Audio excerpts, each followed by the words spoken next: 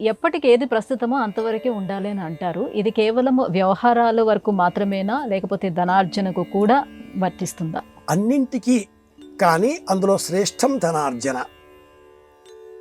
అన్నింటికీ ఒక పరిమితి ఉంటుంది.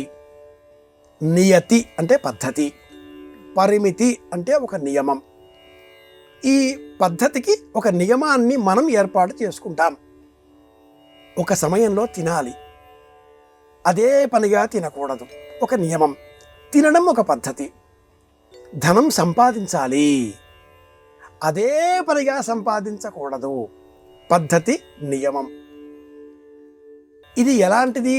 నిత్య జీవితంలో ఎలా చేయాలి అంటే, అతిపరచయాదవజ్ఞ సంతతగమనాత్ అనాదురో భవతి అని ఒక సంస్కృత వాక్యం.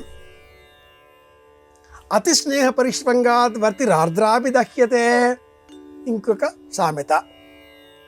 స్నేహం ఎక్కువైన కారణం చేత దూది వత్తి అంటాం కదా, అదేంటి? నూలు చిన్న చిన్నగా ఉండేటటువంటి దారపు పోగులు, చిన్న దారపు పోగులు అణువు వలె ఉండేవి, కణుపుల వలె ఉండేవి, చాలా అల్పం. కానీ అత్యంత స్నేహకారకంగా అలా చిక్కుకుపోయి బిగుసుకుపోయి దూది వత్తి వలె మనకు కనిపిస్తున్నాయి. వాటిని అరచేతిలో వేసుకుని ఇలా బాగా మెలిపెడితే దూది వత్తిగా కూడా మారతాయి. ఒక్క చోట ఏదైనా అగ్ని ప్రమాదం సంభవిస్తే బేళ్ళు అలా అంటుకుపోతాయి అతి స్నేహం వల్ల. అతి స్నేహం పనికిరాదు, అతి వినయం పనికిరాదు, అతి జాగ్రత్త పనికిరాదు, అతి ధన ఆకర్షణ, అతి ధన ఆశ పనికిరాదు, అతి ఎక్కడా పనికిరాదు. కొన్ని సందర్భాలలో ప్రవచనాలు చేసేవారు, నీతి బోధలు చేసేవారు ఎక్కువగా మాట్లాడుతూ పొరపాటుగా కొన్ని మాటలు మాట్లాడేస్తారు.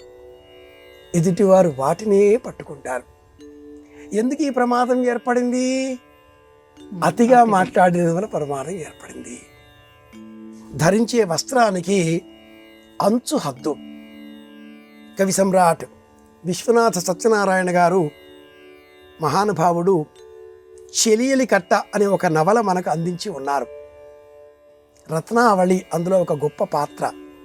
రంగడు ఆ నవలలో తక్కువ స్థాయి పాత్ర. చివరలో ఈ రెండు పాత్రలు మరణిస్తాయి.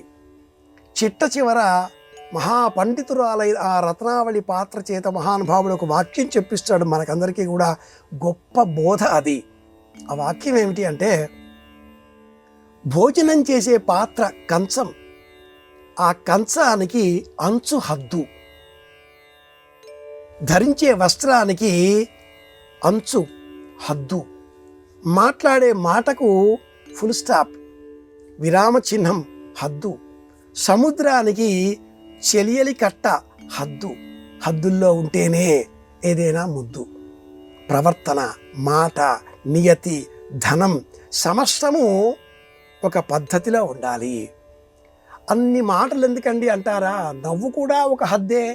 నవ్వు 4 విధాలుగా ప్రమాదం అంటారే, 4వ విధంగా ప్రమాదం. హసితము, విహసితము, ప్రహసితము ఈ 3 మంచివే. అట్టహాసము, వికటాట్టహాసము ఇవి ప్రమాదకరం.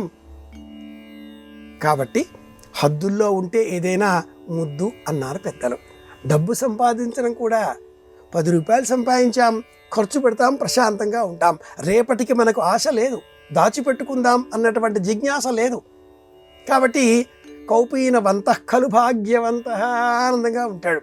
అలా కాదు, రేపటికి ఎలా దాచుకోవాలి అన్నప్పుడు ఎల్లుండి అన్న ఆశ కూడా పుడుతుంది. 10 రూపాయలు సంపాదించిన వాడు పరమాద్భుతంగా ఖర్చు పెట్టి ప్రశాంతంగా ఉంటే, 70 రూపాయలు సంపాదించిన వారికి ఇంకో 30 రూపాయలు సంపాదించి 100 రూపాయలు కాగితం చేసుకుందామా అన్న జిజ్ఞాస చిన్నప్పుడే మొదలవుతుంది. సంపాదించుకునే అలవాటు లేని సమయంలో పెద్దలు మనకు చిన్నప్పుడు 2 రూపాయలు 5 రూపాయలు దాచుకోని ఆయన, కిడ్నీ బ్యాంకులో వేసుకోని ఆయన అని 10 రూపాయలు ఎప్పుడో ఇస్తూ ఉంటే దాచుకుని ఏదో ఒకనాడు తీసి లెక్క పెట్టి 1 రూపాయి 2 రూపాయి బిళ్ళలు పోగు చేసుకుని 77 రూపాయలు అయ్యాయి.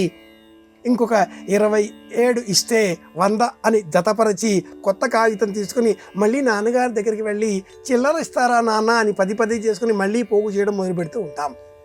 జీవితం అంటే పోగు చేసుకోవడమే, జ్ఞాపకాలని పోగు చేసుకోవడమే. ఈ జ్ఞానం మనకు కలిగితే ఈ వ్యాధి మనకు రాదు. ఇది విషయం.